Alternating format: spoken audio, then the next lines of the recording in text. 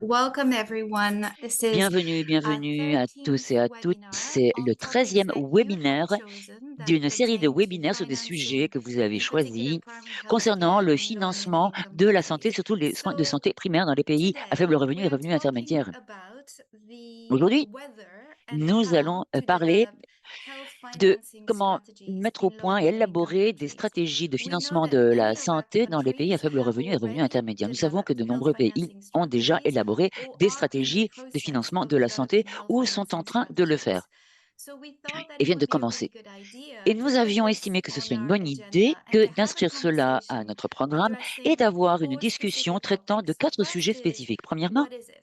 What de is a quoi health s'agit-il? financing Qu'est-ce strategy? qu'une stratégie So de that's the financement first de la question santé? we'll try to Première answer question. Et today. nous allons Then essayer de we'll répondre talk à cette about question. Ensuite, why should we le pourquoi. bother developing health Pourquoi financing élaborer une strategies, stratégie de particularly because financement we de la know santé? that Le these pourquoi. exercises Nous can be savons tous very que heavy il at the s'agit technical d'un level exercice and qui peut être fort resource level, laborieux, parfois du point de both vue technique, financial and logistique, human en resources. matière de So it's a ressources big aussi, du point exercise. de vue Why de should ressources we bother financières doing et it? humaines. Donc Then c'est un we'll talk exercice about quelque how peu to alambiqué et go laborieux. about it. Comment And s'y prendre? finally, Ce sera we'll la troisième discuss question. the Et enfin, question, quatrième is it question, est-ce que worth le jeu en vaut going la about this chandelle? Est-ce exercise que in our cela vaut respective la peine countries? d'élaborer des stratégies de Because we financement de know la that santé dans at nos its pays? best, a health Alors, nous savons que c'est financing strategy logique, will que c'est provide tout a à fait really useful logique que d'avoir guidance une espèce towards d'orientation, achieving the et ce pour ambition of accomplir universal et health réaliser la coverage. CSU, But la at its couverture sanitaire worst, universelle. it can be Mais just nous savons yet en même another temps report qu'il that y a parfois accumulates des dust rapports et on des someone's documents qui desk accumulent de or la on someone's poussière ou sont shelf. So relégués au how fond d'un can we tiroir. Donc, avoid comment that faire and en make sorte que les sure that stratégies de health financement de la financing santé sont strategies couronnées are a de success? succès et réussissent tout I simplement? am Et j'ai le incredibly grand plaisir que d'être happy to accompagné be par accompanied un in this ensemble journey de by an panélistes esteemed éminents et set of estimés panelists que je whom présenterai I à will mesure que nous allons introduce procéder, as they mais les speak. conférenciers But as you can représentent see here, l'OMS our et panelists très represent important, the 3 pays WHO très and very importants qui ont importantly, connu un three certain nombre de countries difficultés that ou qui have ont struggled or have tenté d'élaborer des attempted stratégies de to financement de la develop santé: health l'Éthiopie, financing la strategies. So Mauritanie we'll et hear from Sao Tomé et Ethiopia, from Principe. Mauritania, Donc nous and allons from entendre ces Sao 3 Tome and pays Principe. qui se So, pencheront sur without l'élaboration further de ado, let stratégies me de financement de la start santé. Alors, with qu'est-ce our qu'une stratégie first de financement question, de la which santé? is what is a Que health savons-nous? financing Nous avons déjà strategy and amassé what do quelques we know 20 ans with our d'expérience 20 plus years dans un certain experience nombre of de pays. developing Quid such du policies processus? Qu'est-ce que across nous our savons? countries? Qu'est-ce que nous What avons do we appris dans know about the l'élaboration de stratégies process of de financement developing de a la santé? strategy? Et là, To help nous us allons and être guide us in this orientés. Nous avons explanation, le grand we're very plaisir happy d'avoir to have le Dr. docteur Serge Serge Mayaké Mayaka avec with nous. us. So Serge Et is Serge going va to be partager avec nous sharing with l'approche, la us the démarche qui est approach that recommandée is par recommended by l'OMS the dans WHO in l'élaboration des developing stratégies de financement de strategies. la santé. Et And Serge Serge, you're going to va talk to parler us non not seulement de only about contenu, the de quoi content of s'agit-il, what a qu'est-ce que devrait strategy être une should stratégie, be, bonne but stratégie de also financement de la the santé, ideal mais process quel of est le how to processus, develop such a un bon strategy. processus de And he mise au will point de la talk to us stratégie, de about both l'élaboration de la the stratégie, technical les aspects aspects and the euh, political concrets et aspects. politiques. Alors Serge est Serge is a expert de health financement financing de la expert santé at the à l'OMS WHO. dans le cadre He de Partners for Health, coordinates partenaire pour la santé, Partners for P4H, les Health, points focaux en RDC. Serge P4H focal enseigne la point in politique DRC. sanitaire et le financement de la Serge santé à teaches health l'université de Kinshasa, policy est and health également financing at the docteur University of et a un Kinshasa. He's doctorat en also a medical santé publique. doctor Serge va and parler en has a français, je PhD m'exprime en in français, public health. mais les diapositives Serge, seront you en will be anglais, que vous allez voir speaking à in l'écran. Serge, French, je vous but donne your le slides will microphone. be in Vous English. avez quelques And Serge, treize over to minutes you. pour You nous have 15 orienter et minutes nous aider to à guide us parcourir ces through the questions par rapport à recommendations on l'OMS et au niveau de WHO. l'OMS. Merci beaucoup, Nouria. Je vais passer donc à la présentation sur comment développer, élaborer une stratégie nationale de financement de la santé par rapport aux orientations que donne l'OMS. Alors, de prime abord, il est important de définir ce que c'est qu'une stratégie de financement de la santé. On peut définir une stratégie de financement de la santé selon le guide de référence de l'OMS comme étant un cadre cohérent et opérationnel qui permet d'orienter les réformes vers la couverture santé universelle. Alors, la stratégie de financement de la santé, elle est à mi-chemin entre un document de vision et un document, un plan opérationnel. Donc, ça veut dire que ce n'est pas simplement un énoncé de principe, ce n'est pas simplement un simple plan d'action technique, mais c'est un document stratégique qui relie aussi bien la vision, les choix politiques que les priorités de mise en œuvre. Et cette stratégie de financement de la santé, elle permet d'organiser le paysage de financement de la santé, elle permet d'apporter un support au développement des réformes en cours dans le système de santé et elle permet également de préparer la durabilité des interventions de santé. Alors, la stratégie de financement de la santé, elle se construit selon une logique progressive et structurée en trois grandes sections. Donc, il y a d'abord une section qui définit le background, le diagnostic et les objectifs. C'est-à-dire que dans cette section-là, on va situer le contexte macroéconomique, institutionnel, organisationnel de la stratégie de financement de la santé, identifier les problèmes de performance, mais également formuler des objectifs spécifiques en lien avec ces problèmes de performance. De sorte que progressivement, on va aller alors à la deuxième section, qui est une section où on énonce alors les interventions stratégiques, c'est-à-dire on va proposer des réformes concrètes et des instruments de politique pour justement répondre aux problèmes de performance qui ont été identifiés si haut et également nous aider à atteindre les objectifs que nous nous sommes fixés. Et ensuite viendra la troisième grande section de la stratégie de financement de la santé, qui est la section relative aux conditions de mise en œuvre. Conditions de mise en œuvre en rapport avec la gouvernance, en rapport avec le suivi-évaluation, en rapport avec le renforcement des capacités. Tous ces éléments mis ensemble peuvent alors nous aider à définir une trajectoire réaliste et durable vers la couverture santé universelle. Alors, commençons d'abord par la première grande section, la section de background, de diagnostic et des objectifs. Cette section nous permet de situer le contexte général, le contexte global dans lequel la stratégie de financement de la santé vient s'implémenter. C'est-à-dire qu'on aura les éléments macroéconomiques, institutionnels, organisationnels qui doivent être présentés. On doit également présenter rappeler les différents éléments en rapport avec le financement de la santé, les réformes en cours en matière de financement de la santé, le cadre normatif, de sorte qu'on puisse avoir une fondation de référence qui nous permettra de comprendre l'analyse diagnostique qui viendra par la suite. Alors, au cours de cette analyse diagnostique qui viendra par la suite, alors nous allons essayer d'identifier les problèmes de performance les plus importants en matière de financement de la santé, ainsi que les causes sous-jacentes à ces problèmes de performance. Il est important à ce niveau de signaler que l'élaboration d'une stratégie de financement de la santé doit nous aider nécessite qu'on puisse recourir à ce que nous avons de meilleur en termes de connaissances. Connaissances, c'est-à-dire rapport d'analyse, rapport d'études, les données, pour justement alimenter les aspects de diagnostic, alimenter les aspects en rapport avec les interventions stratégiques. Et s'il existe déjà dans le pays un rapport d'évaluation de la matrice des progrès, alors c'est un instrument très utile qui permettra notamment d'alimenter la rubrique du diagnostic. Le diagnostic étant posé, alors nous pouvons maintenant formuler les objectifs qui nous permettent de répondre aux problèmes qui ont été identifiés dans le diagnostic. Dia suivante. Alors, nous allons passer maintenant à la deuxième grande section, dia suivante, qui consiste à la section des interventions stratégiques.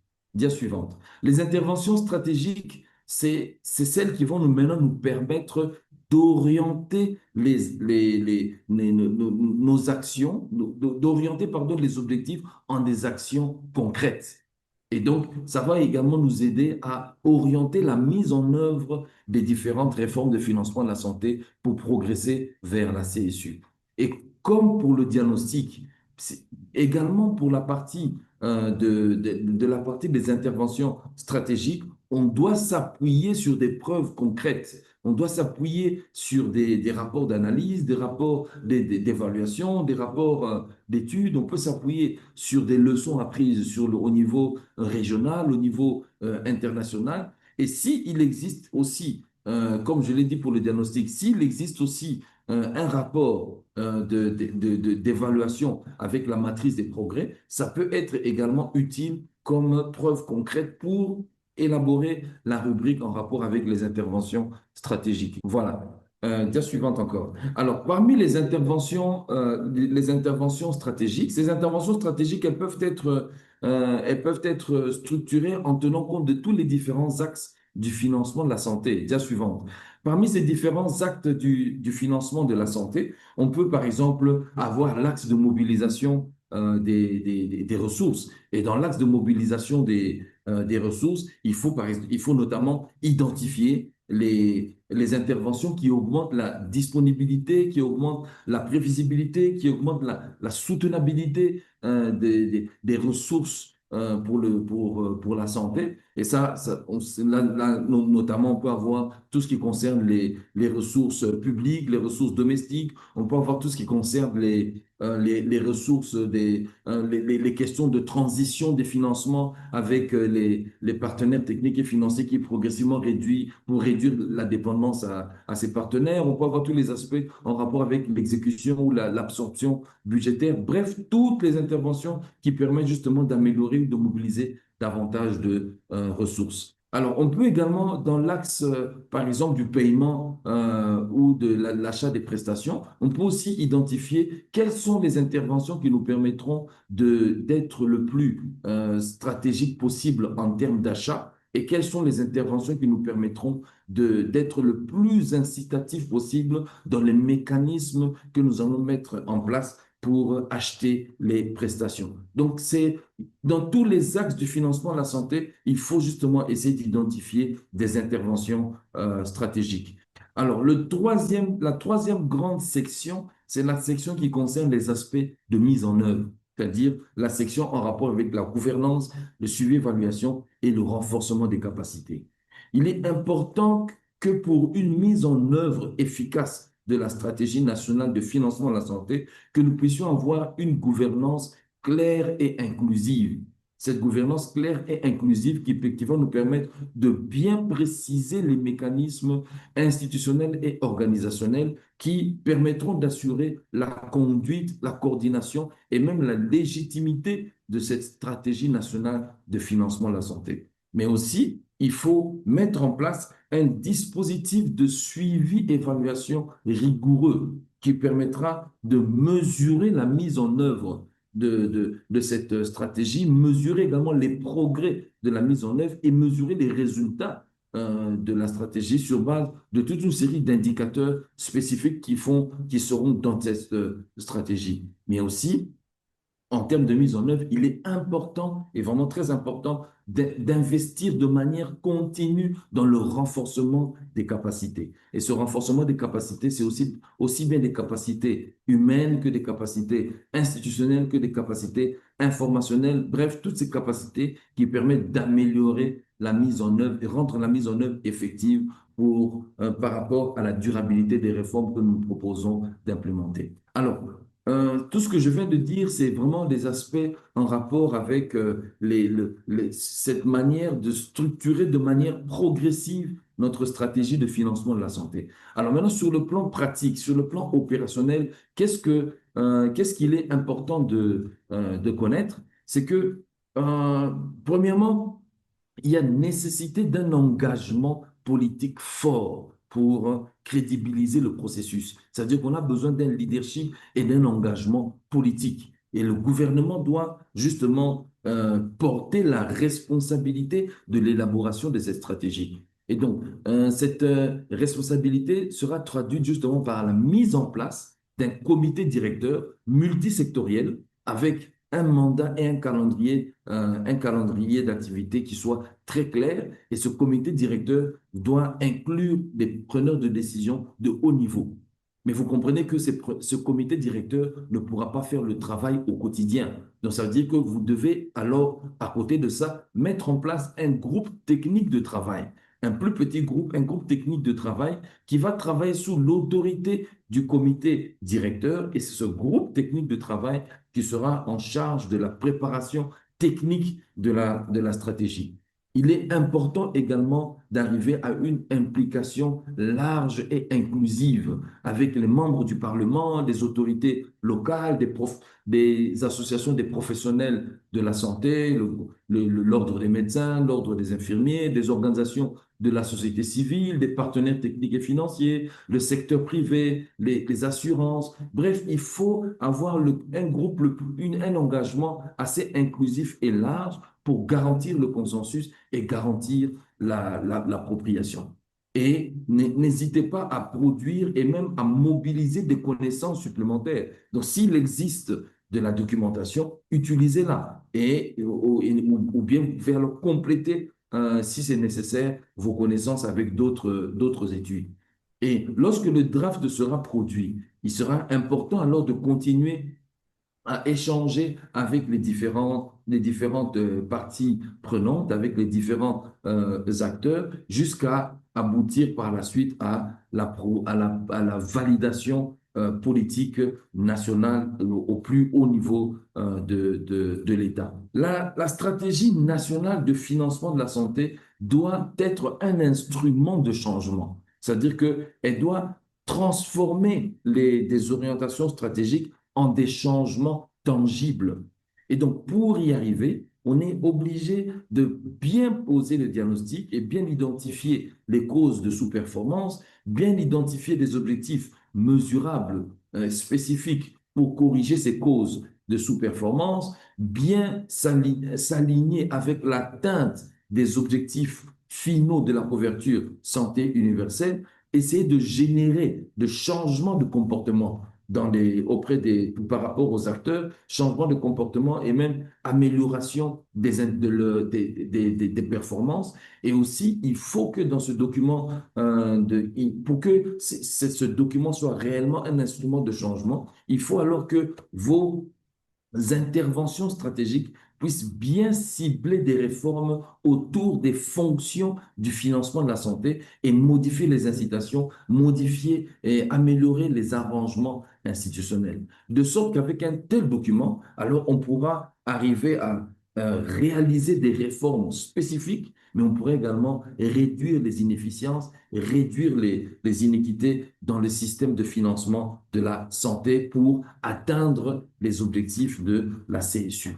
Alors, le document sera d'autant plus crédible que s'il repose sur des mécanismes concrets. Parmi ces mécanismes concrets, on sous-entend l'alignement entre la stratégie nationale de financement de la santé et les processus nationaux. Donc, il faut que la stratégie nationale de financement de la santé puisse être arrimée avec le cycle budgétaire au niveau national, puisse être arrimée avec le PNDS, puisse s'arrimer avec les plans de travail au niveau des directions du ministère de la Santé. Il faut une bonne gouvernance en mettant en place des instances de coordination, des instances de pilotage qui permettront de suivre au quotidien l'évolution de cette stratégie et qui permettront justement de résoudre éventuellement des potentiels conflits qui peuvent survenir.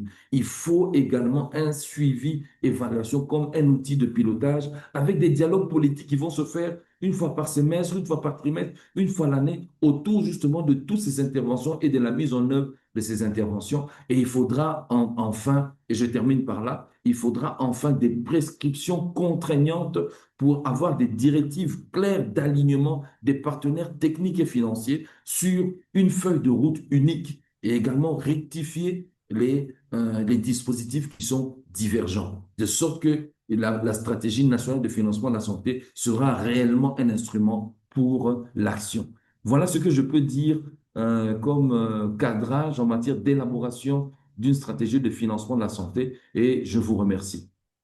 Merci infiniment, Serge. Je crois que ta présentation était très, très intéressante. So, as Serge has said, Suivante. Alors, comme Serge nous l'a dit, nous avons tiré les enseignements de nombreux programmes et nous pouvons élaborer une stratégie de financement sanitaire. Mais cela dit, il y reste encore des zones d'ombre, à savoir comment mettre en œuvre ces programmes dans divers pays. Et lorsque nous tentons de mettre en œuvre cette approche, je ne vais pas encore partager mon écran. Mais nous allons donc avoir le plaisir d'avoir une excellente équipe de praticiens dans leur équipe. Je vais vous présenter, ensuite je vais vous poser des questions. Alors tout d'abord, je vous présente Hugo Silva. Hugo est le coordinateur pour le renforcement du système de santé au ministère de la Santé à Sao Tomé et dans ce cadre, il guide l'élaboration des documents sanitaires stratégiques, y compris la nouvelle stratégie de financement sanitaire. Nous avons également Ali Shebani Sheikh Ahmed de la Mauritanie. Dr Ali est inspecteur général de la santé au ministère de la Santé de Mauritanie. Il travaille à renforcer ce système depuis 30 ans à différents niveaux opérationnels et stratégiques. Il a dirigé également le financement en Mauritanie qui est en dormance actuellement. Et enfin, je vous présente Adebe Alibachou Asfa, qui travaille en Éthiopie. Et depuis très longtemps, vous étiez l'économiste en matière de santé principale. Vous avez plus d'une trentaine d'années dans la mobilisation de ressources et dans le financement de la santé en Éthiopie et ailleurs. Vous avez également travaillé dans le cadre de la stratégie précédente, aussi bien qu'actuelle. Je vais commencer avec la première question qui nous intéresse. ADB, pourquoi l'Éthiopie a-t-elle décidé d'élaborer une stratégie de financement sanitaire? Est-ce que ceci était en rapport avec une fenêtre de possibilités particulière ou cherchiez-vous à répondre à des problèmes techniques précis? Thank you very much, Nuria, for giving me this opportunity. Merci beaucoup, Nouriel, de m'avoir donné l'occasion de m'exprimer. Alors tout d'abord, notre première stratégie de financement sanitaire en Éthiopie a été lancée dans le cadre d'une initiative du gouvernement pour impulser les réformes dans le secteur social. Il s'agissait du bureau du Premier ministre qui a mis ceci en œuvre et cela touchait la politique en matière d'éducation, de santé et maintenant nous nous penchons sur le financement sur les années à venir. Alors, nous nous penchons également sur une approche transsectorielle pour élaborer non seulement le développement de ce projet, mais savoir également un partenaire, un plan, un budget, un rapport. Et nous voulions travailler également dans la région de Daeng et nous savons maintenant quels sont les résultats. Il y avait évidemment des responsables politiques de haut niveau qui voulaient être impliqués. Nous sommes penchés sur la mobilisation de ressources, l'accès à la santé. Alors, la santé, évidemment, c'était un des secteurs, mais nous avons élaboré en 1990 cette première stratégie sanitaire. Et il s'agissait tout d'abord de mobiliser des ressources, et ceci auprès du gouvernement, comme je l'ai dit, pour ce plan unique, un budget, un rapport au niveau du district, mais régional et mondial également au niveau fédéral, parce que il s'agissait d'allouer des ressources au gouvernement, d'élaborer la budgétisation, le plaidoyer et les éléments essentiels sous-jacents se situent au niveau des facilités. Tout simplement pour les produits, mais surtout le financement donc des produits de base et surtout avoir des installations où justement ces considérations sont le point de mire. Il y a aussi nécessité de porter assistance aux plus pauvres et surtout renforcer l'autonomie et surtout la possibilité de pouvoir se servir de ses propres ressources. Mais en matière de mise en œuvre, nous avons donc exécuté cela. Je parle de révision et de passage en examen. Nous avons vraiment mis l'accent sur la mobilisation de ressources, mais en hiérarchisant également les priorités et en disant, bon, le gouvernement doit financer justement les services de santé, mais les ressources n'étaient pas présentes. Et donc, nous n'avons pas pu procéder de la sorte et nous avons donc dû plancher sur un système de mobilisation de ressources intérieures nationales en se dotant de financements novateurs et surtout en passant à plus grande échelle et justement en s'acheminant vers la CSU. Et cela nécessitait un certain engagement à haut niveau. Et donc, c'est là où l'on parle justement de la révision de la stratégie de financement de la santé. Et nous avons donc renforcé cette stratégie, nous l'avons améliorée au cours des 2-3 dernières années. Merci infiniment, ADD. C'était tout à fait clair. Votre stratégie, première stratégie, deuxième stratégie, vous avez vraiment tenté de prendre à bras le corps les difficultés techniques dans votre pays. Et vous avez justement évoqué le fait qu'il y avait une fenêtre de tir, une opportunité politique en quelque sorte. Hugo, je me tourne vers vous maintenant. Donc, je ne sais pas si vous avez entendu que l'Éthiopie a donc opté pour cette stratégie pour des raisons d'ordre technique, des besoins techniques auxquels cette stratégie devait répondre, mais aussi parce qu'il y avait une opportunité particulière au niveau politique. Est-ce que vous pourriez partager avec nous les raisons pour lesquelles le Sao Tomé et Principe ont décidé de développer une stratégie de financement? Bonjour, bonjour à tous et à toutes. Merci beaucoup, Nouria. Merci surtout pour cette opportunité. Désolé à tous. Moi, je vais parler en français. Comme vous savez, Saint Thomé et Principe, c'est un pays lusophone et on parle ici portugais, mais c'est toujours l'opportunité de parler un petit peu en français pour très grand réseau.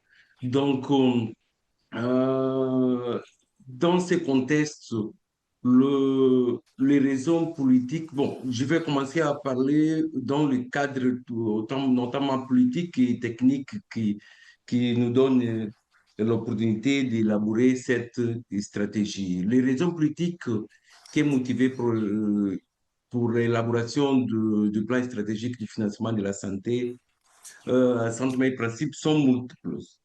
Il s'agit d'une stratégie de l'État visant à reprendre le contrôle de sa politique de santé et à garantir un financement stable et prévisible, à répondre aux pressions en faveur d'une bonne gouvernance et en fin de compte à remplir son obligation fondamentale de fournir des soins de santé à sa population, la population de Saint Thomé et Principe, renforçant ainsi sa propre légitimité et la souveraineté nationale. Ces documents tentent de concilier des dures réalités économiques avec l'ambition de développement et des exigences politiques internes et externes. Comme vous savez, Saint Thomé et Principe, c'est un pays avec une forte dynamique politique. Il y a toujours les changements politiques. Et c'est pour ça qu'il faut garantir cet point essentiel pour donner les bonnes soins de santé à la population. Dans les contextes techniques, les défis sont nombreux, mais je peux choisir dans les 3-4 points essentiels de dépenses, notamment les dépenses de santé catastrophiquement très élevées, la dépense de financement extérieur, notamment la réduction de l'aide de partenaires bilatéraux et multilatéraux et une manière plus évidente de retraite, de financement des biais de subventions, notamment le Global Fund, Gavi et cofinancement de l'UNICEF, par exemple. Le troisième point, c'est le travailler pour une véritable couverture universelle, sanitaire universelle, garantissant, par exemple, un accès équitable, une protection financière et des services centrés de personnes, par exemple, fondés sur le soin de santé primaire. La quatrième, c'est résilience du système de santé. Par exemple, pour l'avenir, l'objectif est de rendre le système plus robuste et capable de répondre aux crises économiques et épidémiologiques telles que l'épidémie du changement climatique, par exemple. Donc, en général, cette stratégie reflète un engagement en faveur d'efficacité et de l'équité en visant un financement plus élevé et plus visible, prévisible de la santé publique. Il Merci s'agit Hugo. pas, oui, il ne s'agit Merci. pas seulement d'une question technique, l'impératif moral des politiques qui voulons parvenir à la couverture sanitaire universelle. Ça, c'est en total les deux points essentiels que nous sommes en train de choisir pour élaborer cette stratégie. Et Merci. merci Hugo. Effectivement, c'est un point qui est très important. Il y a certes le technique, mais il y a aussi le politique. Et ici, vous avez parlé de légitimité de l'État étant une des raisons pour lesquelles ils ont développé cette stratégie. Docteur Sheibani, je me tourne vers vous. Vous avez donc entendu ce qu'a dit l'Éthiopie et le Sao Tomé et Principe. En quelques mots, est-ce que ça rejoint les raisons pour lesquelles la Mauritanie a choisi cette approche ou est-ce que les raisons pour lesquelles vous avez développé une stratégie sont complètement différentes? Tout à fait. Bonjour à tout le monde. Effectivement, les raisons qui ont été citées contribuent à notre pourquoi, mais surtout, je dirais, le processus a commencé en 2017 quand nous avons inscrit dans notre politique de santé 2017-2030 la couverture sanitaire universelle comme étant un objectif. Et à partir de cette décision, on devait changer de paradigme parce que notre construction de notre système de santé était dans l'offre plutôt pour essayer de la proximiser au maximal, de façon maximale à nos populations qui étaient très dispersées sur le territoire sous forme d'intervention de base et d'intervention minimale. Maintenant, avec cette approche de vouloir rendre ça accessible à tout le monde financièrement et géographiquement, il fallait aussi prendre la donne de la dimension demande en compte et donc s'investir dedans. Et à partir de ce constat, il a été de toute évidence. Docteur Sheibani, je suis désolée, on vous a perdu.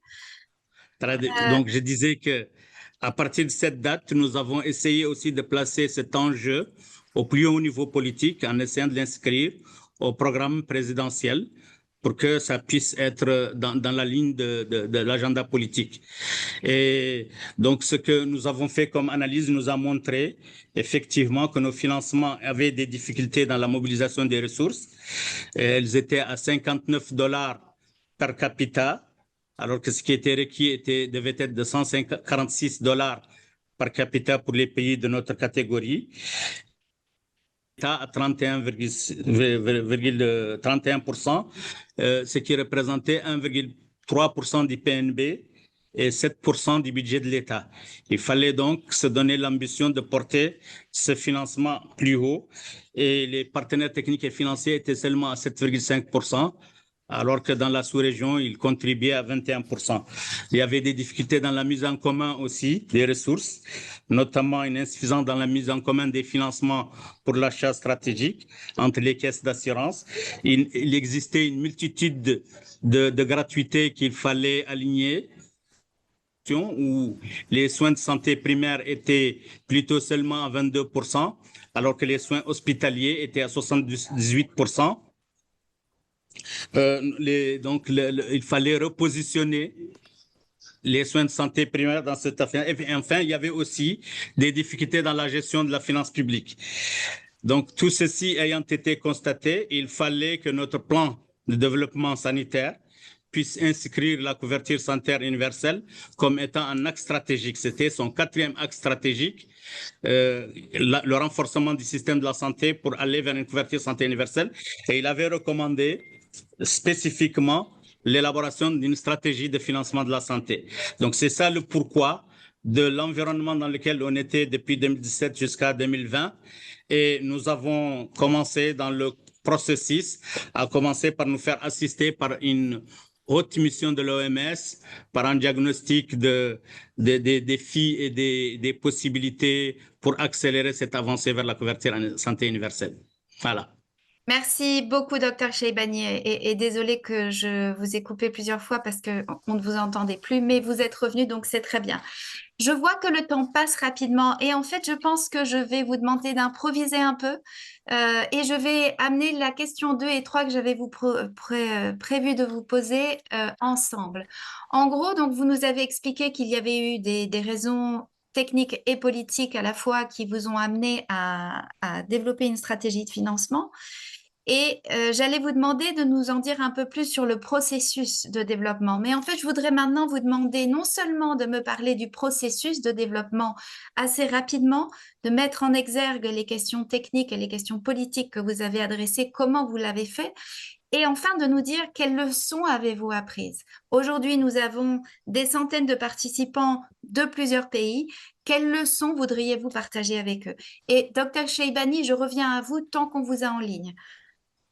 Donc, le processus, nous l'avons commencé donc en capitalisant cette analyse du système du financement du système de la santé, plus d'autres études qui étaient capitales, notamment notre cartographie de l'offre sanitaire dans ce contexte, j'ai dit, de dispersion de nos populations, nos analyses de notre expérience du financement basé sur la performance, qu'est-ce qui est capitalisable dedans, nos analyses aussi des ressources, de la cartographie des ressources pour notre PNDS, autant d'études qui ont été valorisées pour qu'on puisse avoir une visibilité du financement dans le futur par rapport à ces défis qui étaient ceux relevés par notre PNDS avec ces 4 axes stratégiques.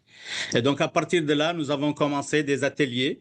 Le premier a été en juin 2022 où nous avons amené avec nous nos amis du Burkina Faso pour analyser un petit peu l'approche de financement basé sur la performance que nous avions, comment l'aligner dans le futur à un financement basé sur la performance qui pourrait nous accompagner dans le budget programme. Puis après, nous avons commencé un atelier spécifiquement pour le lancement de la stratégie de financement de la santé en février 2022, qui a commencé les bases et donc il était multidisciplinaire avec plusieurs équipes, plusieurs secteurs ont été invités, tous ceux qui intervenaient dans la protection sociale en santé et dans le financement de la santé, que ce soit des partenaires techniques ou des ministères qui étaient impliqués dans le développement. Et donc c'était les bases de notre lancement de la stratégie. Plusieurs ateliers ont été nécessaires pour faire un consensus en juin 2023. Et nous avons pu capitaliser un petit peu l'effort en décembre 2023 en lançant le document stratégique à l'occasion de la Journée mondiale de la couverture sanitaire en décembre 2023. Voilà, c'était un peu ça le processus. Nous avons identifié quelques objectifs stratégiques. Voilà, quelques objectifs stratégiques pour la stratégie qui devaient assurer la mobilisation des ressources pour les porter aux 15% réclamés par Abuja, améliorer la mise en commun et la mutualisation des ressources pour renforcer la protection financière, améliorer le processus d'allocation en repositionnant les soins de santé primaire pour qu'ils soient mis en jeu et en redéfinissant ce qui est essentiel pour la population à tous les niveaux. Donc, c'est une réflexion qui est toujours en cours et renforcer les fonctions sous-jacentes de la gestion de la finance publique. Cela aussi à travers le dialogue que nous avons dans le processus de budget programme. Voilà, c'était un peu ça le processus. Il a été donc interrompu à cause de la pandémie, mais il s'est poursuivi en capitalisant les études qui ont été faites pour s'achever techniquement en décembre 2023. Il fallait après pouvoir le valider politiquement. Bon, nous avons connu une transition politique aussi en 2024 qui nous a un peu ralenti dans ce processus de mettre en place les coordinations suprasectorielles qui devaient pouvoir porter la dynamique et la rendre plus en synergie avec les priorités du gouvernement. Et puis après, nous sommes lancés dans la réflexion pratique du budget programme, comment construire nos programmes de santé. Et ils devenaient prioritaires parce qu'en les construisant correctement, on pouvait prendre en jeu les défis qui devaient être celui du financement de la santé à travers cette réflexion sur le budget programme. Et nous sommes donc dans cette dynamique-là d'essayer de capitaliser ces réponses à ces défis à travers nos programmes de santé que nous allons mettre en place, dont l'échéancier doit être pour 2026. Voilà. Merci, merci, docteur Cheibani. Donc, c'est très clair, c'est très utile. Donc, on a entendu que c'est un processus qui a pris beaucoup de temps. On a entendu que c'est un processus qui a inclus énormément de participants avec un fort soutien technique. Et je crois que vous avez même utilisé la matrice des progrès. Mais que si ça ne s'inscrit pas dans un moment politique particulier, et si la stratégie n'est pas prête dans un moment politique particulier, peut-être qu'on a raté le coche. Donc, docteur Cheibani, merci beaucoup pour ce partage. Hugo, je me tourne vers vous alors. Au Sao Tomé et Principe, donc vous avez entendu ces réflexions de la Mauritanie.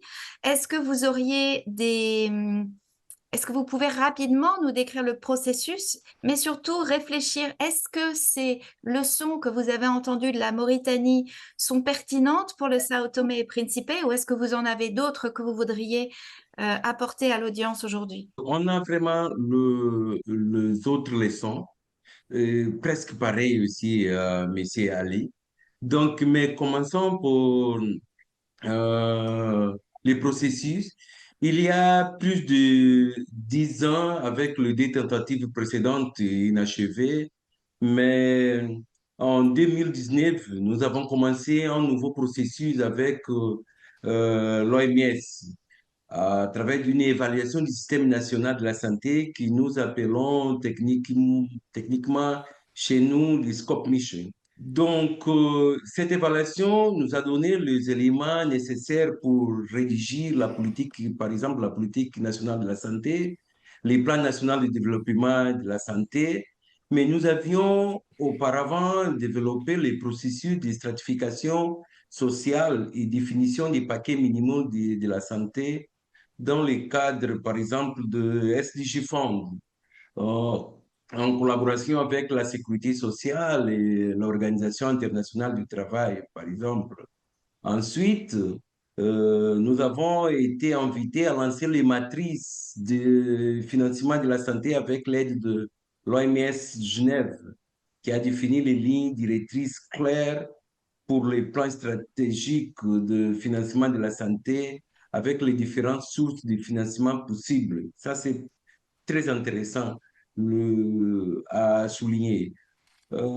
Qui ensemble des processus a été développé par équipe de travail interministériel dirigée par ministère, par exemple le ministère de la Santé, avec un fort engagement politique pour part des ministres de la Santé et ministre d'économie et des finances. Ça, c'est très important qu'on a impliqué les deux ministres comme le leadership de tous ces processus. Bon, en tout ça, à mon avis, on a pris des leçons principales à tirer. Qu'il soit l'impératif de tout le monde soit impliqué dans les processus sans laisser personne d'écouter. Comme a dit, par exemple, M. Ali, tous les acteurs doivent être impliqués, techniciens à tous les niveaux du ministère de la Santé, tous les autres ministères indirectement impliqués dans les causes de la santé, les partenaires bilatéraux et multilatéraux, la société civile organisée, y compris surtout les partis politiques. Ça, c'est premier. Le deuxième leçon à tirer, c'est que le document devrait être dirigé et rédigé par une équipe de travail nationale, une équipe task force nationale, avec un expert international aidant uniquement à fournir des conseils et des idées techniques pour guider le processus de rédaction du document. Pourquoi l'équipe nationale? Parce que c'est nous, les nationales, qui connaissons les points faibles, les points forts de nos pays. Il y a certains petits détails qui font la différence. L'expert international, normalement, ne connaît pas. C'est pour ça qu'ils doivent être dirigés par l'équipe nationale. Ça, c'est les deux points, à mon avis, très importants comme leçon principale tirée. Merci. Merci beaucoup Hugo pour ces leçons. So Abebe, Bébé, je vais terminer cette discussion avec vous. Nous n'avons plus énormément de temps. Nous allons réserver une plage pour les questions-réponses. Mais ce qui est très important, ce que nous venons d'entendre, c'est de réunir tous les acteurs autour de la table, d'avoir une équipe nationale qui est en figure de proue. Et il s'agit d'un processus qui prend longtemps, qui doit répondre à cette fenêtre de possibilités. Je ne vais pas vous demander de décrire le processus en Éthiopie et tous les tenants, les aboutissants, mais vous avez entendu les réflexions de différents pays. Est-ce que ceci est en ligne avec ce que vous avez constaté en Éthiopie et avez-vous des éléments partagés?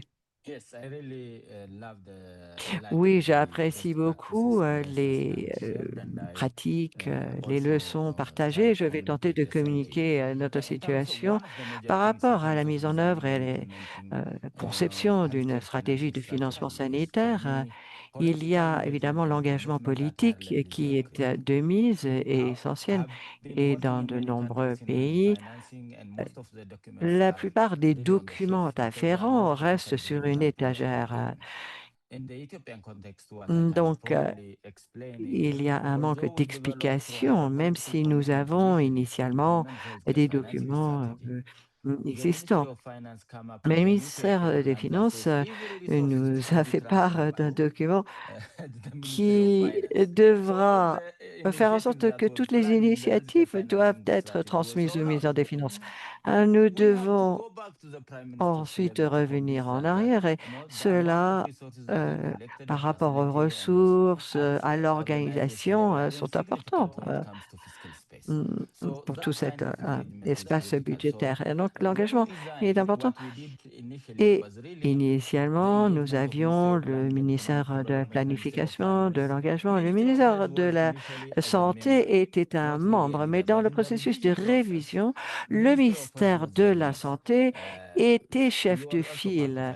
Donc, c'est effectivement un changement qui a pu réunir également des experts internationaux, nationaux, dans le cadre du financement sanitaire. Et nous avons tiré les enseignements sur 17 années passées pour élaborer une nouvelle initiative sur la meilleure façon de renforcer ce système existant.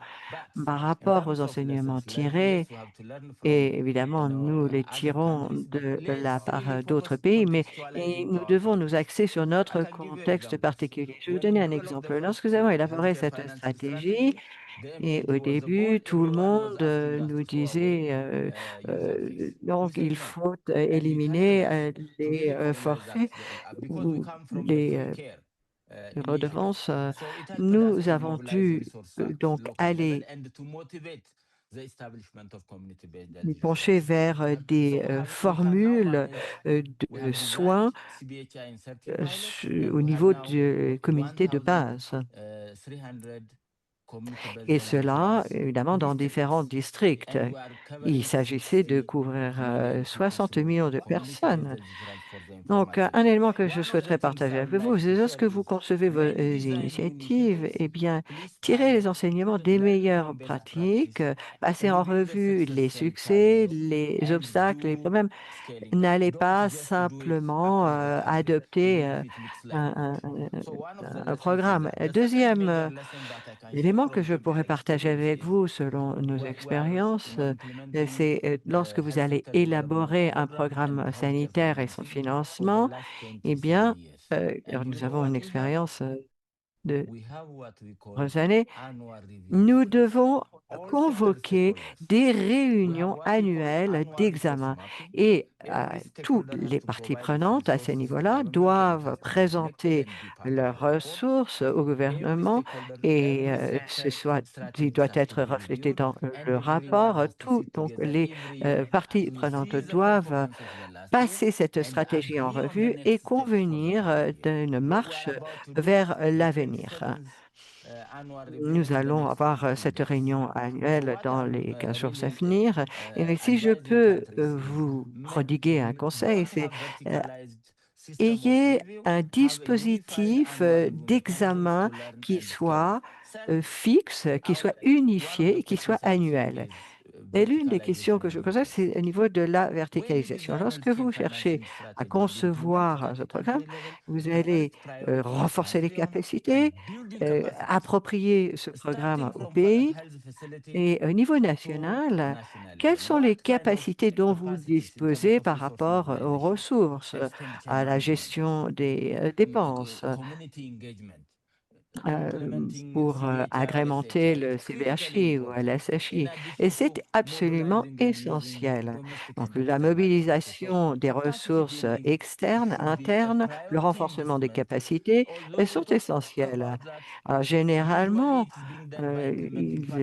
si cela ne passe pas par ces partenaires de mise en œuvre, le système s'effondre. Donc, j'ai beaucoup d'enseignements à partager avec vous.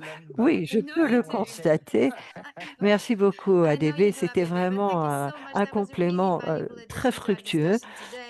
Contextualisation, piloter les programmes, tirer les enseignants des meilleurs programmes, renforcement des capacités, l'appropriation des programmes par le pays. Et tout ceci est précieux. Merci beaucoup d'avoir partagé ces réflexions. Nous allons maintenant ouvrir le débat aux questions et ceci sera fait grâce à Bruno qui a suivi dans la fenêtre de chat les questions et je vous donne donc la parole à DB, Dr Chebani et Hugo. Ces questions vous seront adressées à Bruno. Je vous donne la parole. Merci Nouria, merci à tous. Et donc, oui, on reçoit Nouria beaucoup de questions et de commentaires dans le chat. Et donc, je vais essayer de résumer. Voilà, donc peut-être, Nouria, des questions pour Serge, tout d'abord.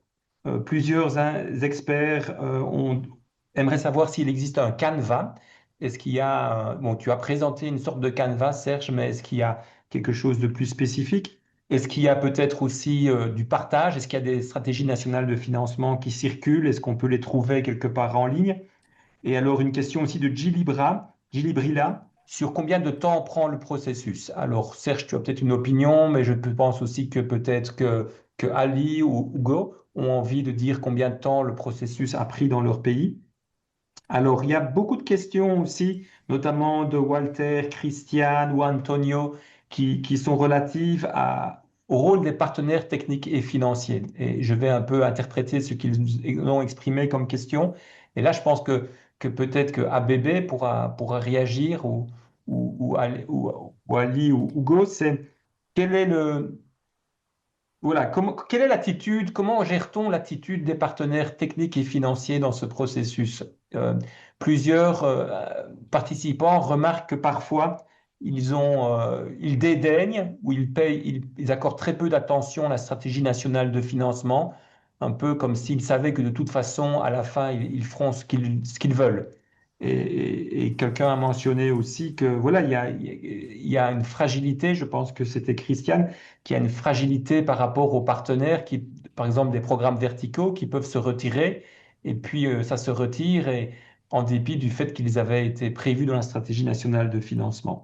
Et une question aussi un peu relative à Antonio sur la Banque mondiale, qui est un acteur important. Alors peut-être que Ali, ce serait intéressant parce que dans le cas de la Mauritanie, on a entendu parler de la Banque mondiale et je pense que la Banque mondiale a été impliquée dans la stratégie nationale de financement et l'a même financée. Donc, est-ce que tu veux réfléchir aussi comment le programme de la Banque mondiale s'inscrit ou se plie à la stratégie nationale de financement? Et peut-être une dernière réflexion. Je ne sais pas si Nouria aussi, toi, tu veux réagir ou si Serge veut réagir ou quelqu'un d'autre. Aubin qui soulève la question en fait qui est pertinente. Je pense que dans tous les pays du monde, le financement du personnel de la santé est un des gros enjeux du financement de la santé. On sait bien que c'est souvent c'est le personnel, c'est les médicaments principalement. Et donc, il soulève la question de quelle place donner à la rémunération du personnel dans les stratégies nationales de financement. Peut-être une question aussi pour Serge. Est-ce qu'il y a dans les stratégies nationales de financement une section qui est consacrée à l'enjeu du financement du personnel? Voilà, j'ai pris cette première volée de questions. Nouria, je continue à suivre. Et je vous laisse traiter toutes ces questions et tu reviens vers moi si vous avez encore du temps. Merci beaucoup, Bruno. Je vais peut-être me tourner vers toi d'abord, Serge, si tu veux répondre aux questions qui ont été posées, celles qui te concernent, en particulier celle du Canevas. Merci beaucoup, Nouria. Merci pour les questions qui ont été posées, des questions très pertinentes. Donc, comme je l'ai dit, il y a un guide de référence de l'OMS qui donne une structure avec différentes sections pour justement rédiger une stratégie nationale de financement de la santé. Et ça peut être très utile pour les pays et comme structure à suivre en termes de raisonnement pour rédiger la stratégie de financement de la santé. Il est téléchargeable facilement sur Internet, donc on peut également le suivre. Mais attention, ça donne une orientation normative. Ça veut dire qu'il faut, et en plus de cela, contextualiser cette structure-là en fonction du contexte du pays, en fonction des réalités du pays. Donc, l'OMS peut donner un guide de référence, mais après, il faut tenir compte le pays doit aussi développer une sorte de capacité analytique nationale pour essayer de structurer aussi, contextualiser cela en fonction de nos propres, des réalités auxquelles on est confronté. Et donc voilà ce que je peux dire par rapport à ça. On pourra ajouter justement le document dans le chat. Alors, il existe des stratégies de financement qui circulent. Je pense qu'il faut plus se rapprocher des pays. Là, on est en face de Dr Cheibani. Donc, ils ont sûrement dans le site du ministère de la Santé, sûrement que ce document a été posté. On a Hugo, on a ABB. Donc, sûrement que dans le site du ministère de la Santé, ces documents stratégiques ont été également postés. Il y a le Sénégal qui a terminé sa stratégie nationale de financement de la santé récemment. Donc, je pense qu'en allant dans les sites de ces différents pays, on peut facilement retrouver les stratégies nationales de financement de la santé. Alors, en termes de processus, je pourrais peut-être demander aux collègues panélistes de répondre pour dire un peu en Éthiopie, ça a pris combien de temps, en Mauritanie, ça a pris combien de temps, à Sao Tomé, ça a pris combien de temps. Donc, ça, je ne vais pas trop m'hasarder dessus. Et je terminerai par évoquer la question du financement du personnel. Effectivement, on pose le diagnostic et quand on se rend compte que dans le diagnostic qui est posé, que les stratégies de financement de la santé ne tiennent pas réellement en compte les aspects d'incitation à la performance du personnel et que c'est réellement soulevé comme étant un problème, alors il faudrait que dans les interventions stratégiques qui seront élaborées par la suite, qu'on tienne compte effectivement de la place de l'incitation du personnel à la performance et élaborer des interventions qui, en fonction du contexte, qui seront les plus incitatives possibles pour permettre aux prestataires d'être performants. Donc, c'est une question qui est réellement importante et qui nous permet d'atteindre les objectifs de la CSU. Donc, voilà ce que je peux dire. L'enjeu du financement du personnel est vraiment important. Et si les pays le constatent, soulevez ça dans la question, dans les aspects diagnostiques et traduisez ça en intervention stratégique. Merci. Thank you very much. Merci beaucoup pour ces propos tout à fait pertinents. Vous avez parlé de l'aspect rémunération, qui est un aspect très important dans le cadre de la stratégie de financement de la santé. Et l'on demande également aux collègues des différents pays, on leur a posé la question de savoir combien de temps cela leur avait pris. Mais pouvez-vous nous dire combien de temps il vous a fallu pour mettre au point la stratégie, l'élaborer? 6 mois, 10 ans, quel a été le calendrier? Et pouvez-vous nous parler davantage et plus précisément du rôle des partenaires internationaux, tout particulièrement la Banque mondiale, par exemple? Comment cela s'est-il passé? Est-ce qu'il s'agissait d'un processus qui a été aiguillonné par ses partenaires? Est-ce qu'il y a eu une certaine résistance qui y a été opposée? Comment s'est passée l'élaboration de la stratégie, justement? Merci infiniment. Alors, je vais commencer par la fin. Ça n'a pas pris si longtemps que cela. La révision de la deuxième stratégie, oui, nous avons justement introduit le financement novateur à ce moment-là. C'est là que nous l'avons lancé. Et en fait, il faut du temps pour arriver à une espèce de volonté politique et vraiment qu'elle existe, celle-ci, qu'elle existe bel et bien. La stratégie peut exister, elle a été élaborée, mais pour que celle-ci soit approuvée, etc., ça prend plus de temps. Mais en matière d'engagement, je crois que nous avons vraiment un bon engagement dans le processus. Mais il faut séparer les deux choses, il faut vraiment faire le distinguo. Premièrement, la stratégie, le financement de la stratégie de santé. Le financement et la stratégie de santé, tout cela doit être tiré par une stratégie d'alignement et d'harmonisation. Les partenaires de développement et le pays doivent œuvrer côte à côte dans l'élaboration de la stratégie. Le chiffrage, la détermination des coûts et sur la base de ce qui est disponible. Par exemple, dans le contexte éthiopien, l'alignement des partenaires, par exemple, la Banque mondiale, il s'agisse de Gavi ou du Fonds mondial. Mais ça n'a jamais été vraiment un gros problème parce que ces partenaires étaient engagés dès le début du processus, dès le départ. La Banque mondiale, l'OMS, les partenaires internationaux, eh bien, ont justement conclu un pacte en quelque sorte, un compact. Et cela aussi, main dans la main avec la stratégie nationale. Les partenaires et le gouvernement sont convenus ensemble sur la base d'un projet de plan, sur la base de financement en commun, conjoint, et sur la base d'un certain nombre d'éléments en commun, eh bien, en travaillant main dans la main avec ceux-ci, afin d'être certain que les priorités soient bien alignées, mais le pays doit vraiment tirer le processus et le pilote, justement, doit s'approprier pleinement le processus aussi. Ensuite, les partenaires peuvent arriver avec leur propre initiative.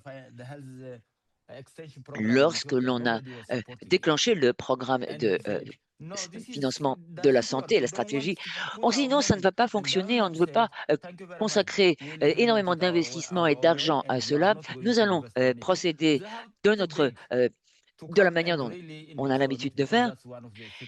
Et puis finalement, on s'est rendu compte que c'était une façon appropriée de procéder. Mais l'appropriation par le pays et l'engagement du pays sont essentiels. Et justement, avec la réalisation, l'accomplissement réaliste des résultats, on peut avoir toutes sortes d'étapes, mais on n'arrive pas à accomplir le résultat final. Et là, il y a une déperdition des ressources extérieures. Alors, par rapport au fonds mis en commun, mutualisé, eh bien, c'est l'un des moteurs de succès. Parce que là, les partenaires ont une espèce de confiance vis-à-vis le système. Et en conclusion, l'évaluation d'impact, par exemple, en se posant la question de savoir combien de temps il a fallu à l'Éthiopie pour y arriver, là, je crois que ce qui est important dans mon message, lorsque vous élaborez une stratégie de financement de la santé, il faut qu'il y ait vraiment l'appropriation par les pouvoirs publics, par le gouvernement, et là, que les partenaires qui nous accompagnent, qu'ils soient bien réalistes. D'ordinaire, il y a des ressources qui ne sont même pas disponibles. Alors, il faut vraiment avoir une démarche prudente, et dans ce cas, on réussit. Merci beaucoup, Abébé. Docteur Cheibani, je vais me tourner vers vous. Je ne sais pas si vous avez entendu, mais ce que Abébé décrit est véritablement un très fort leadership national avec une capacité du gouvernement de dire non aux bailleurs de fonds. Est-ce que vous pourriez partager avec nous, selon ce qui est acceptable de partager, bien sûr, contraster avec nous l'expérience de la Mauritanie, en particulier par rapport à la relation avec les partenaires techniques et financiers et ce leadership dont on parle qui est important, d'une part, et d'autre part, nous dire combien de temps vous avez mis pour développer cette stratégie de financement. Je vais commencer par combien de temps nous avons mis pour développer cette stratégie. Voilà, plus facile, parce que quand on parle du fait qu'après capitalisation de toutes les études qui ont été faites entre l'analyse du financement en 2019 et la validation du PNDS en 2022 pour nourrir notre stratégie de financement de la santé, le processus en lui-même a débuté en février 2023 pour s'achever techniquement dans la validation technique en décembre 2023. piloté par une équipe, comme j'ai dit, du niveau du ministère de la Centrale, du ministère de la Santé, accompagnée d'une expertise internationale qui a été mise à sa disposition par les partenaires, et donc un engagement des partenaires, notamment l'OMS, la Banque mondiale, assez important, et donc d'autres partenaires techniques. Le problème du financement extérieur, c'est qu'avec lui, nous avons essayé un compact en 2012 pour rendre le plus performant ce financement extérieur et qui n'a pas été correctement mis en œuvre.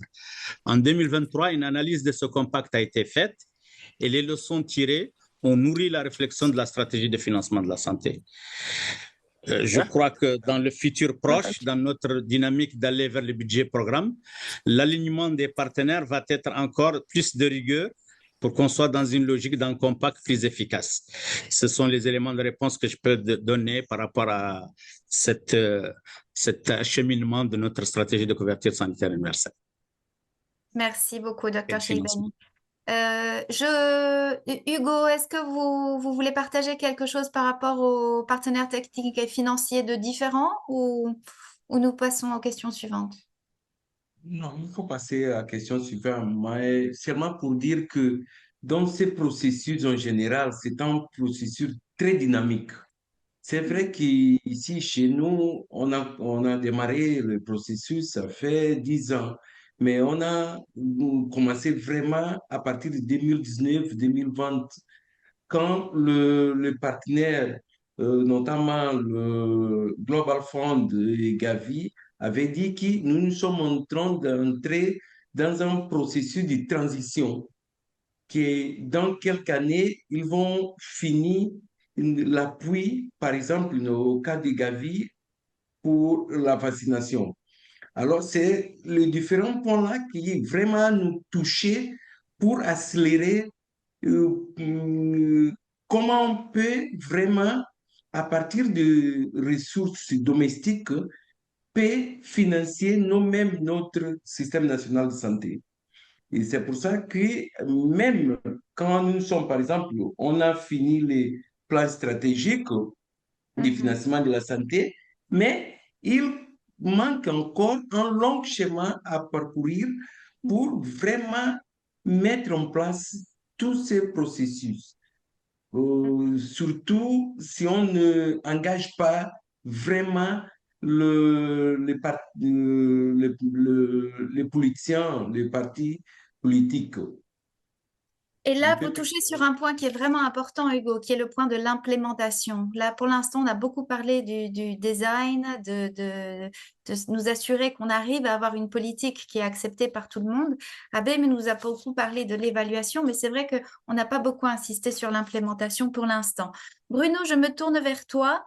Est-ce qu'il y aurait une question qui peut-être rejoint cette inquiétude d'implémentation ou autre chose que tu pourrais poser directement à nos panélistes? Oui, Nouria, ben, écoute, il y a beaucoup de questions. Donc, il y a beaucoup de questions sur le processus de formulation en amont de la stratégie. Comment fait-on pour sécuriser la participation du secteur privé? Ça, c'était, je pense que c'était notre ami Antonio. Il y a une question aussi sur John qui dit comment est-ce qu'on implique la société civile. Et John aussi pose la question comment implique-t-on la population marginalisée pour être sûr que la stratégie ne s'intéresse pas juste à la classe moyenne, mais s'intéresse vraiment à toute la population.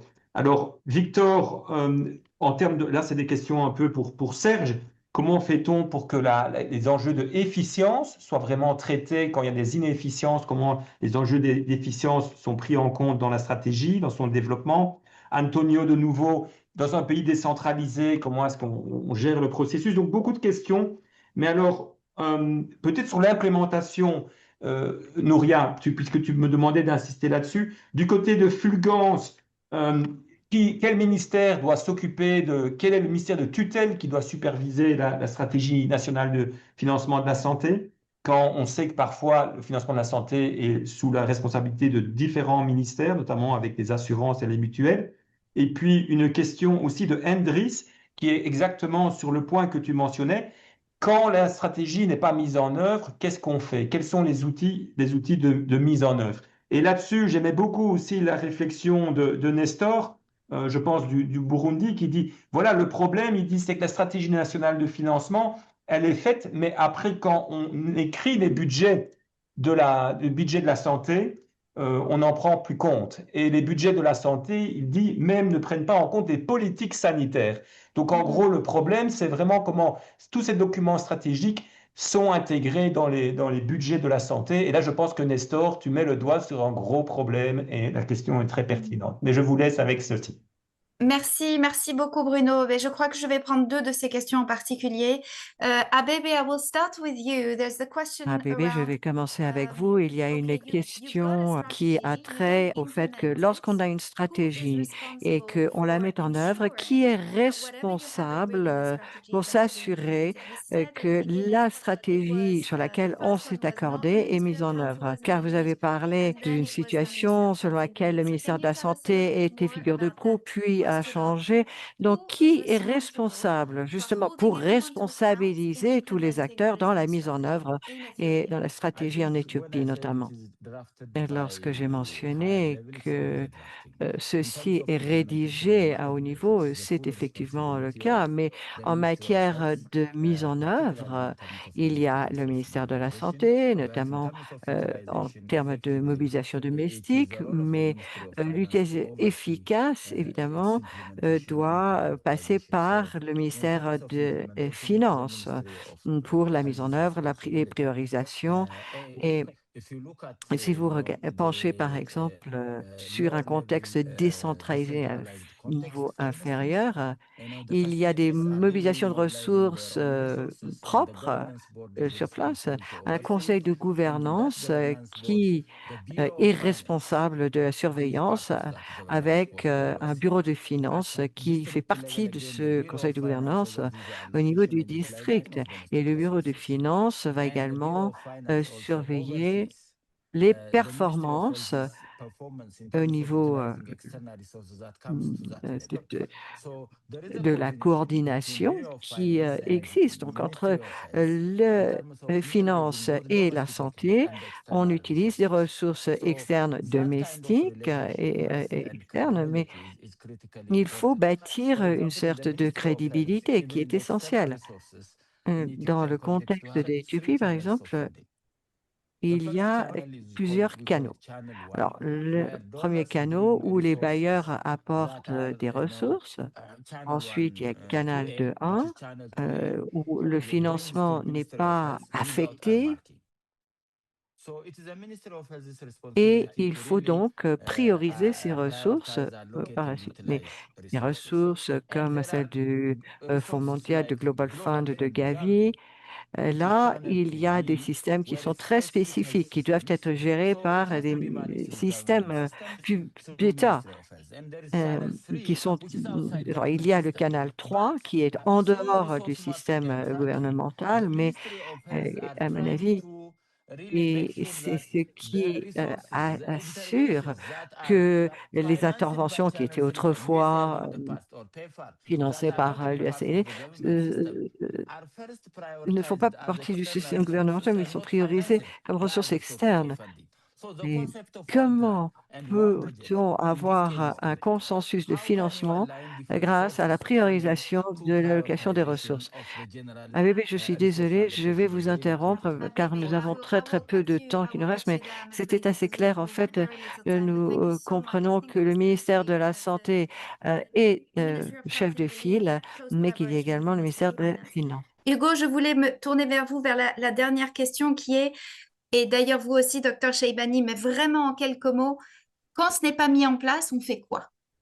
Donc Hugo, en Sao Tomé et Principe, ce n'est pas encore mis en place, n'est-ce pas la stratégie? Pas encore. On a fini l'élaboration du processus. C'est comme j'avais dit, que c'est un processus très dynamique. Il y a un long chemin à parcourir encore. Donc, comme j'avais dit au début, que Saint Tomé, c'est un pays très dynamique au niveau politique et surtout, c'est une démocratie très vivante. Alors, qu'est-ce que nous sommes en train d'essayer de penser? Il faut changer tous ces documents en loi Mhm. pour garder OK, pour garder et bloquer le, le, le processus pour garantir que demain, on pourra vraiment faire la bonne implémentation. Mais permettez-moi de revenir dans la question très pertinente que Bruno avait demandé, par exemple, dans le cadre de qui va être le leadership. Ça, c'est une bonne, très, très, très, très bonne question parce que pendant les différents workshops que nous, on a eu ici sur place, euh, pour faire l'élaboration, normalement, tout le monde dit doivent être le ministère de la Santé. Mais au niveau implémentation, quand on fait, pour faire la collecte de l'argent, c'est le ministère de la Finance qui dit non. Au niveau de collecte, c'est nous qui devons faire la collecte. C'est une discussion qu'il faut mettre sur table et continuer la discussion. Mais pendant ça, nous sommes en train d'essayer d'élaborer dans le cadre des lois un basket fund où il y a la possibilité de faire tous les collectes et mettre dedans et après faire l'affectation pendant le processus, comme nous sommes en train de faire la gestion de différentes subventions des bailleurs du fonds. On a créé une cellule de gestion de bailleurs de fonds et comme ça, dans le cadre des lois et le système très propre de bailleurs du fonds, nous sommes en train de penser de faire la gestion au même temps de cette basket fund. Okay. Merci beaucoup Hugo. C'est un ajout qui est très utile. Docteur Cheibani, pourquoi est-ce que la stratégie en Mauritanie, enfin pas pourquoi, mais elle n'a pas encore été implémentée? Donc que faire? Voilà. En 30 Parce secondes. que Hein.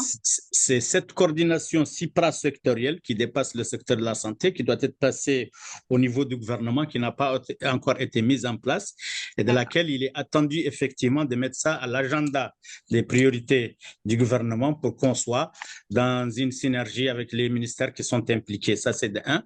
Deuxièmement, il faudrait aussi qu'on puisse, à travers le débat qui est actuel du budget programme et qui devient donc rigidifié par la loi des finances, on soit dans une logique que ce budget programme respecte les directives de la stratégie de financement de la santé. Ça, c'est un dialogue entre le ministère des Finances et le ministère de la Santé pour réaliser cet objectif. Merci, Dr Cheibani. Donc, ça va au-delà, cette responsabilité d'implémentation d'un document qui par ailleurs est un très bon document. Ça va au-delà du ministère de la Santé. Avant de clôturer, je voudrais appeler notre collègue Raphaël Tikwai, qui est directeur, et pardon, là je passe à l'anglais, qui est Director of Health directeur de la santé et de l'hygiène publique en Côte d'Ivoire. Raphaël, vous avez travaillé dans le cadre du financement de la stratégie santé et je sais que vous n'avez pas beaucoup de temps, mais si vous pouvez vous axer sur les enseignements tirés que vous retenez, que vous pourrez présenter en Côte d'Ivoire par rapport au financement stratégique, mais je veux vous féliciter avant cela d'être devenu papa il y a 2 jours. C'est extraordinaire.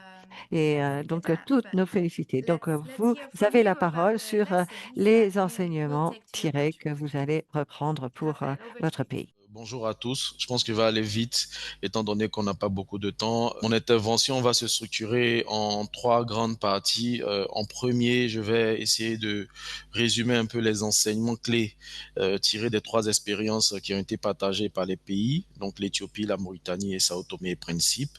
Et je vais aussi aborder les points fondamentaux qui ressortent de ces expériences-là et qui, selon nous, pourraient être incontournables pour toute réforme nationale du financement de la santé.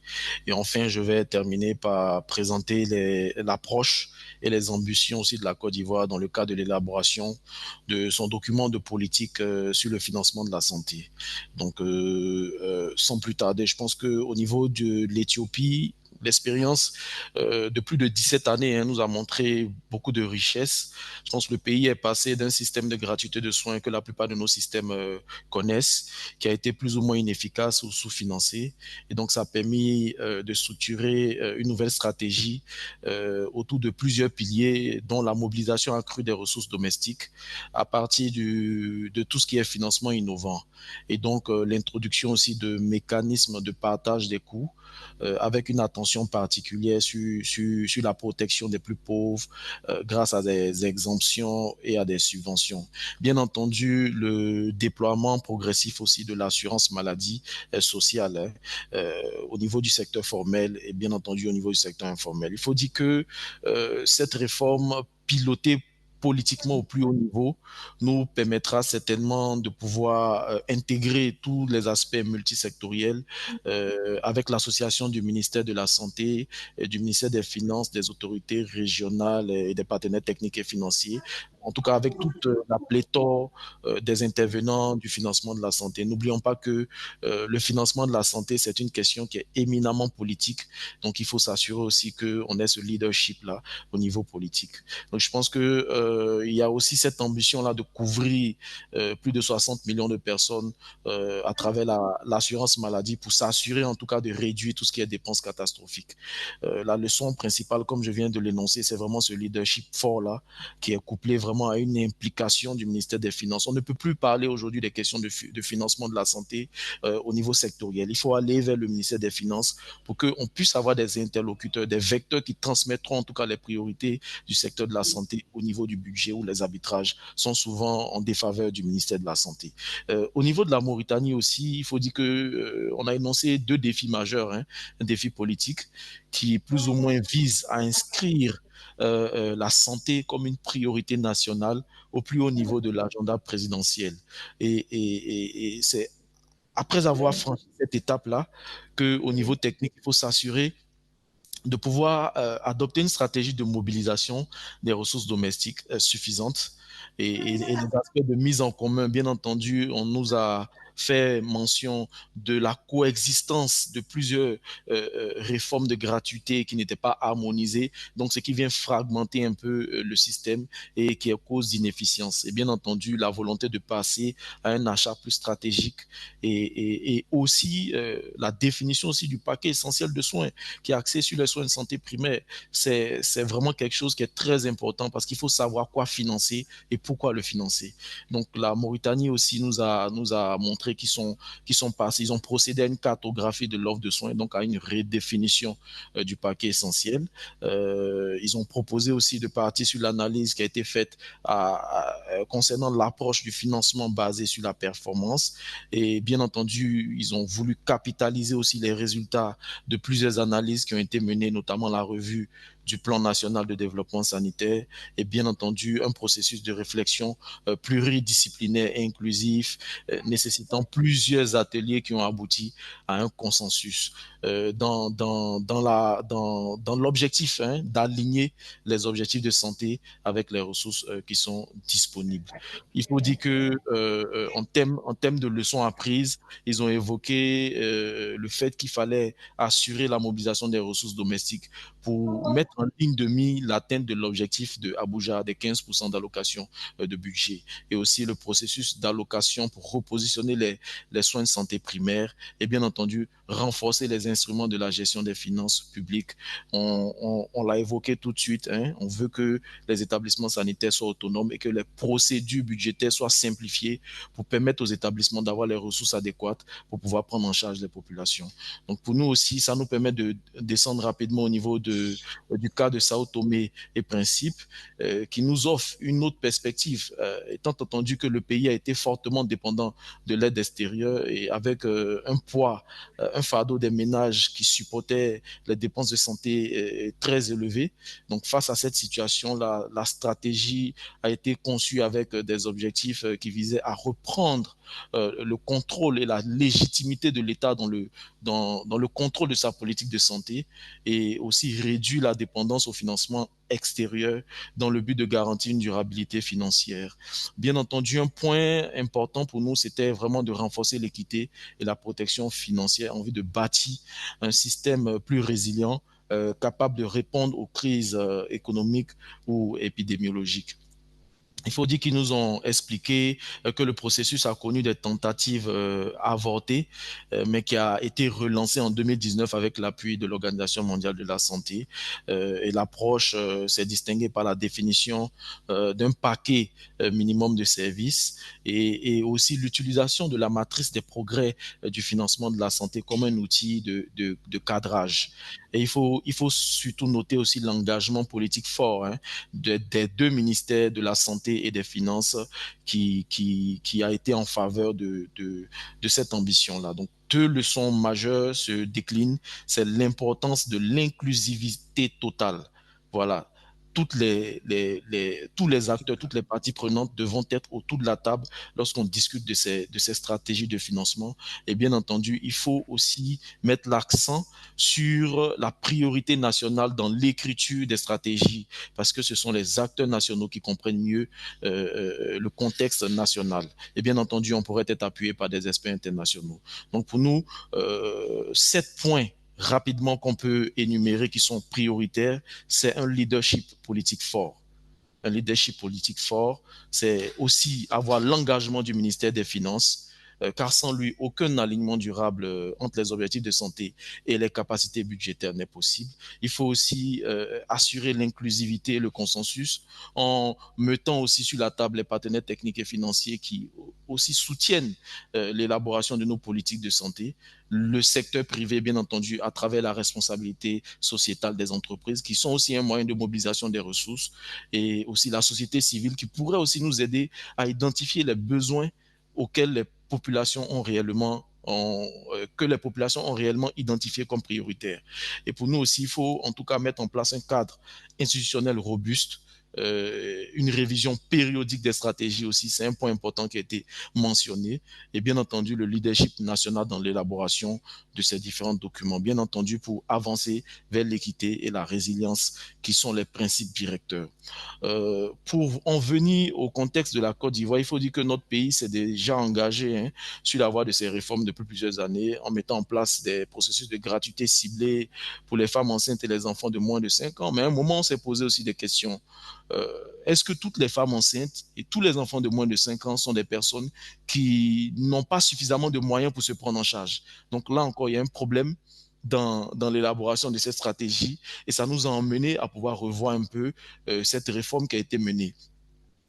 Il y a aussi le mécanisme de la couverture maladie universelle qui a été lancé en 2014 et qui en train d'être opérationnalisé au fur et à mesure. Et bien entendu, le dispositif de financement basé sur la performance. Et plus récemment, on a mis en place une plateforme nationale de coordination du financement de la santé.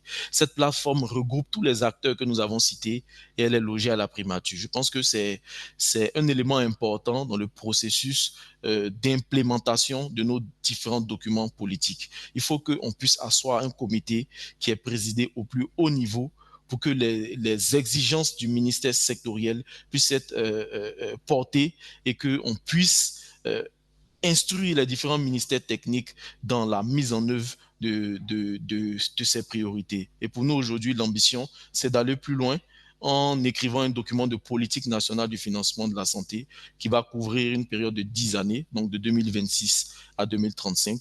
Et ce document va constituer un cadre de référence qui va nous permettre d'analyser, de mettre à jour notre paysage du financement de la santé à partir de la matrice des progrès que nous avons réalisée en 2023. Il y a 2 années qui sont passées, donc il va falloir faire des actualisations et aussi identifier les défis et les opportunités liées à la mobilisation des ressources, à la mise en commun et à l'utilisation dans une logique d'achat stratégique. Il faudra aussi que nous veillions à l'adéquation avec les autres piliers du système de santé. On l'a évoqué, il y a le problème lié aux ressources humaines, aux infrastructures, à la maintenance des équipements, les médicaments et les produits médicaux, le système d'information. Bref, il faut que nos stratégies de financement tiennent compte de tous ces aspects, ces autres piliers du système de santé qui doivent être imbriqués les uns dans les autres pour qu'on puisse assurer une offre de qualité à nos populations et aussi positionner toujours les populations au centre de ces stratégies en insistant sur les soins de santé primaires, bien plus au niveau du premier contact. Voilà. Et il te oui. reste 30 secondes. D'accord. Donc, en 30 secondes, ce que je peux dire très, très rapidement, c'est que nous, en tant que pays, nous voulons aligner les besoins de la population à travers ce document de politique-là, avec les financements disponibles. Nous voulons que ce document-là soit une traduction opérationnelle du plan national de développement sanitaire et aussi tout faire pour qu'il y ait un arrimage avec le processus budgétaire national. Et comme l'un des intervenants l'a dit, nous devons aboutir sur une prise de loi ou de texte ou de décret qui viennent concrétiser, qui viennent donner vie, qui viennent donner un sens à tout ce qui est décliné dans le document pour ne pas que ce soit un document qu'on va après ranger dans un tiroir. Donc, merci beaucoup Nouria et je vous rends l'appareil. Merci. Merci infiniment Raphaël. Je crois que ce sont des leçons qui sont pertinentes effectivement à la Côte d'Ivoire et je pense à beaucoup des pays qui veulent s'engager dans ce processus. Voilà, nous arrivons au terme de notre webinaire. Merci infiniment aux panélistes, à Dr. Sheibani, à Hugo Silva, à Serge, à Raphaël, and thank you so much à Bébé. Merci à tout le monde d'avoir été avec nous et nous vous souhaitons une excellente journée. Merci beaucoup. Merci. Au revoir. Merci. Au revoir tout le monde.